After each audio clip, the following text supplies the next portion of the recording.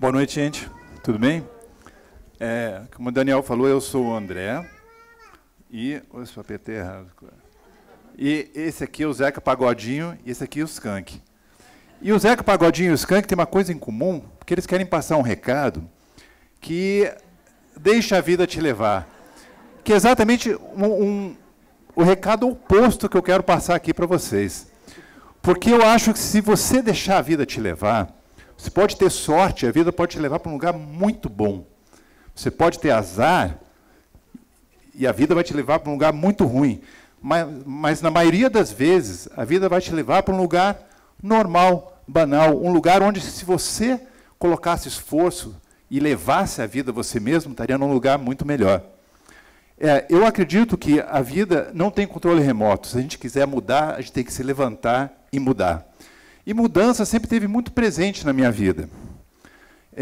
Eu fiz um cálculo que, para me formar no 2º grau, eu passei por 9 escolas diferentes.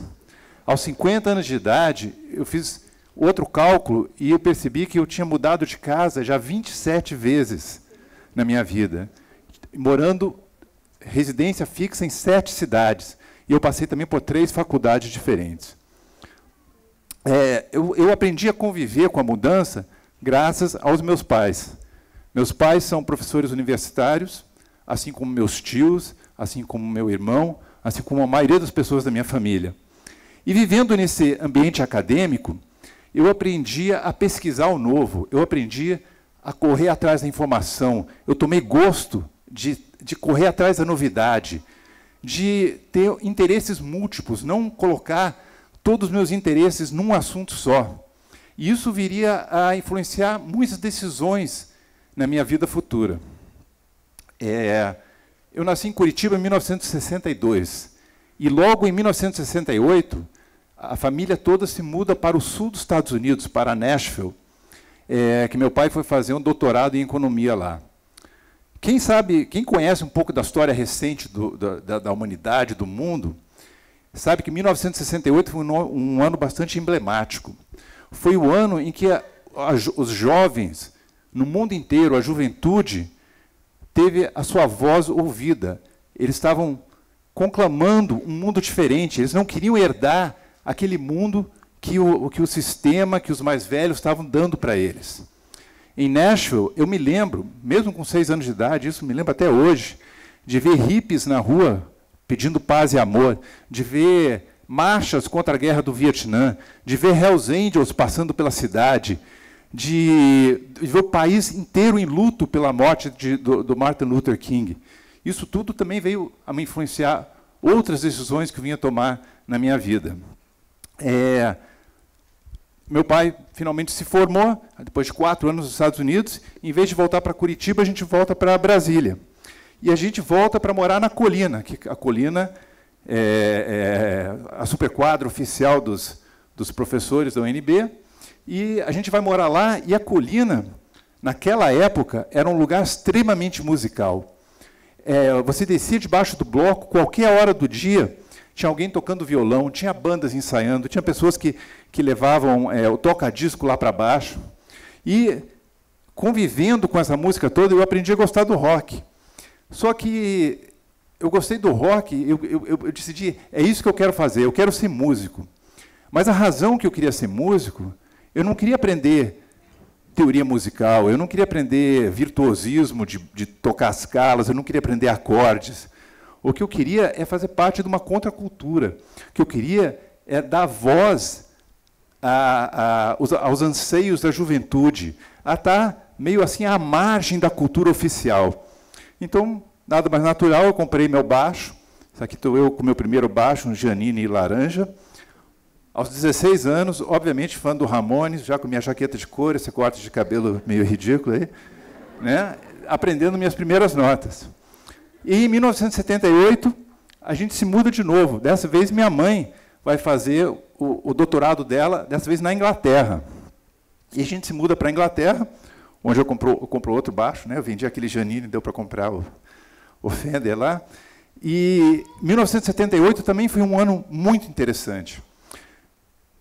Foi o ano que o punk acabou, os Sex Pistols acabaram, Sid Vicious morreu, Só que no lugar do punk vem um movimento que poucas pessoas dão importância, mas é um movimento importantíssimo, inclusive fora da música.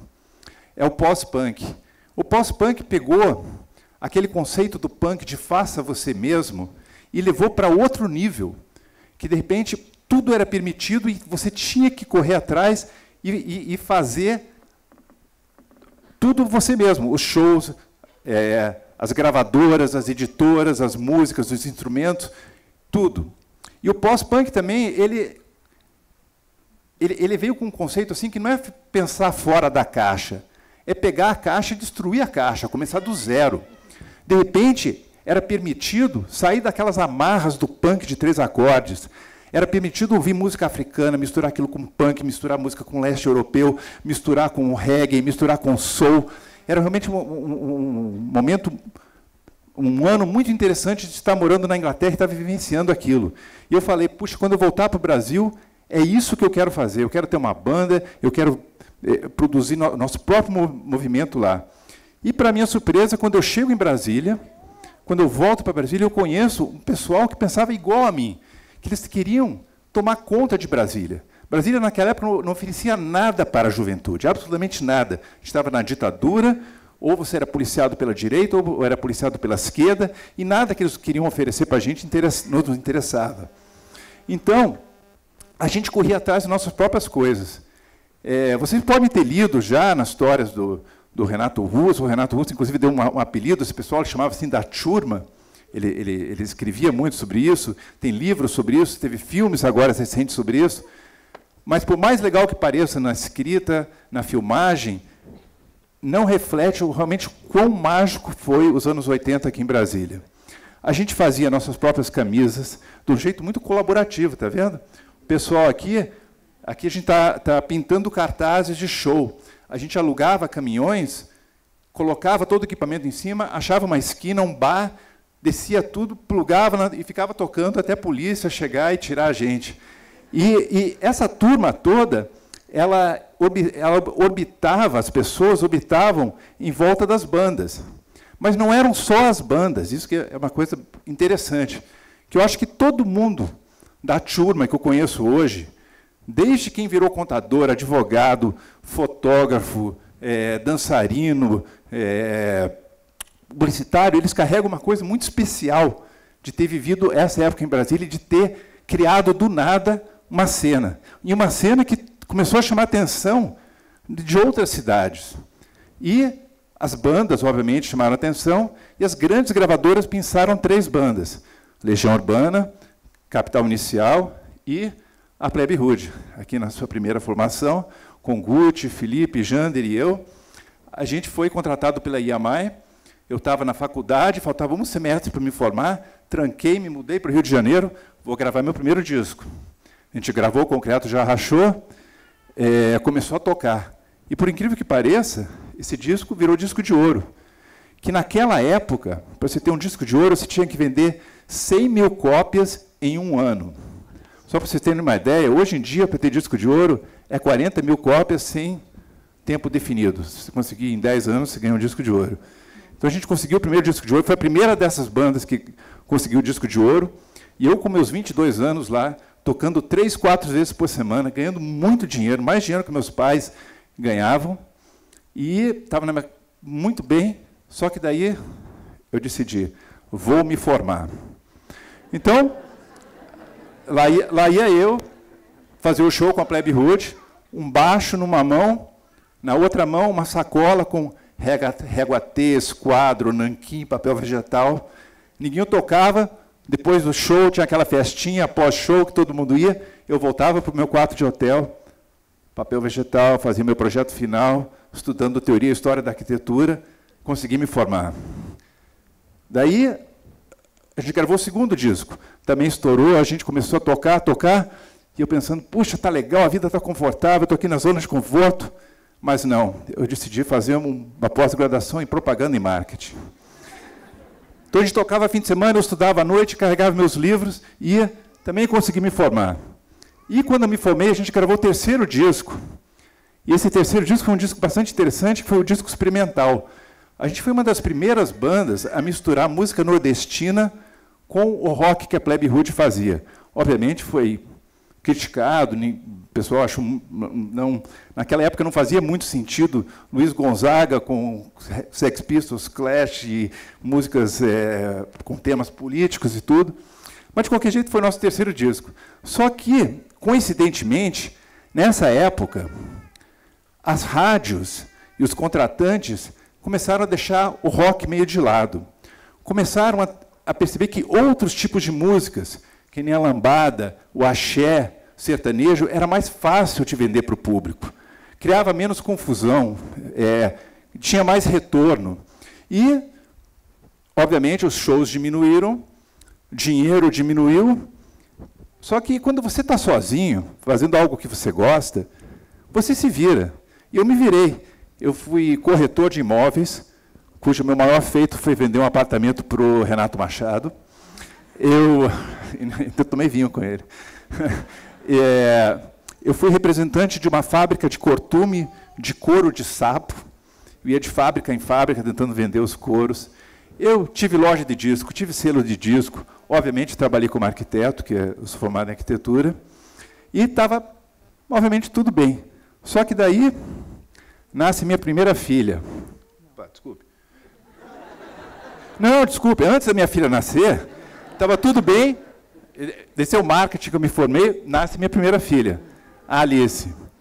E eu sei que é clichê dizer isso, mas quando você vê sua filha, seu filho pela primeira vez, aquela sensação de você querer proteger, dar o melhor para ele, fala muito mais alto. E eu falei, agora está na hora de eu garantir um bom futuro para ela. Estudei, acabei passando no Banco Central do Brasil. E volto para Brasília para trabalhar no Banco Central. Eu já estou no Banco Central há 22 anos, trabalho com planejamento e gestão. Eu me considero bastante sortudo lá, porque o trabalho é um trabalho bastante desafiador, cada dia é um desafio diferente, não é nada operacional. Eu acho que ainda posso contribuir bastante lá. E, nessa volta para Brasília, eu encontrei, porque eu tinha passado 10 anos no Rio, eu encontrei um novo movimento aqui. Os jovens, de novo com esse espírito faça você mesmo, de novo com o espírito colaborativo, que era o pessoal da música eletrônica. As primeiras festas eletrônicas, as primeiras casas eletrônicas, lá no setor de garagem, o pessoal fazendo também suas músicas, correndo atrás de equipamento, e eu me identifiquei muito com isso. E, nessa turma aí, eu encontrei a Rosinha, minha esposa, também com esse mesmo senso de aventura, mudança, de correr atrás que eu tenho. Junto, fizemos a minha caçulinha aqui, a Ana, e assim a família estava completa. Nem se falou, a família é muito importante, e você sentir que estava tudo certinho. E, de novo, eu estou aqui na minha zona de conforto, muito bem posicionado no Banco Central, conseguindo conciliar com a Plebe Rude, lançando discos, inclusive esse aqui, indicado ao Grammy. A gente foi indicado ao Grammy na categoria Melhor DVD e independente, a gente mesmo pagando. Melhor DVD de rock latino-americano. A gente perdeu para o Caetano Veloso, que até agora não entendi como que ele entrou nessa categoria, mas é isso aí. Né? Gravando nossos discos, estou bem, zona de conforto, dinheiro, casa, filhos no colégio. E daí eu falo assim, puxa, está na hora de mudar de novo. E eu consegui uma bolsa para estudar economia nos Estados Unidos. E lá vou eu fazer meu mestrado nos Estados Unidos, 2012. Agora, fazer mestrado aos 50 anos de idade, competindo com uma turma 90% chinesa, recém-saído da faculdade, craque em matemática, craque em estatística, craque em microeconomia, econometria, teoria dos jogos, coisas que eu nunca, como arquiteto, músico ou marqueteiro, nunca tinha visto antes. E lá ia eu estudando, uma nota de corte altíssima. Esse que foi o maior desafio da minha vida. Várias vezes pensei em voltar. Tinha uma nota de corte altíssima, se você não atingisse, você estava fora do curso. Mas fui 2 anos, consegui me formar. Né? Obrigado. E estou de volta aqui no Brasil já há 2 anos, de novo encontro Brasília, totalmente diferente da forma que eu deixei. Eventos que nem esse, que nem o Ossobuco, que estão ocupando os espaços de Brasília. Brasília era uma cidade cheia de espaço verde, mas que ninguém pisava na grama. Agora estão tendo festas na grama, a gente pode ir para a grama, tem ciclovia, tem várias coisas. E vamos esperar qual vai ser a próxima. Eu gostaria de terminar aqui só apresentando aqui o macaquinho do Ártico, para ilustrar bem o medo que eu tenho da zona de conforto. Eu acho a zona de conforto uma armadilha. E esse macaquinho aqui, ele mora com a família dele lá perto do Polo Norte. E quando o inverno chega, eles têm que migrar para o sul. E várias vezes migrando para o sul, os macacos acham umas poças termais de água quente. E tem uns que entram lá dentro e ficam, pô, a vida está ótima aqui. Deixa a família indo para o sul, ele fica lá numa boa. Só que daí bate a fome. E o frio chega. E ele está numa sinuca. Porque se ele ficar na água quente, ele morre de fome. Se ele sair, ele morre de frio. E as palavras finais que eu queria falar é: tomem cuidado com a zona de conforto. Saiam dessa armadilha, que muito conforto deixa a gente barrigudo e fraco. Né? Então, obrigado, gente. Paz, respeito, tolerância. Muito obrigado. Valeu.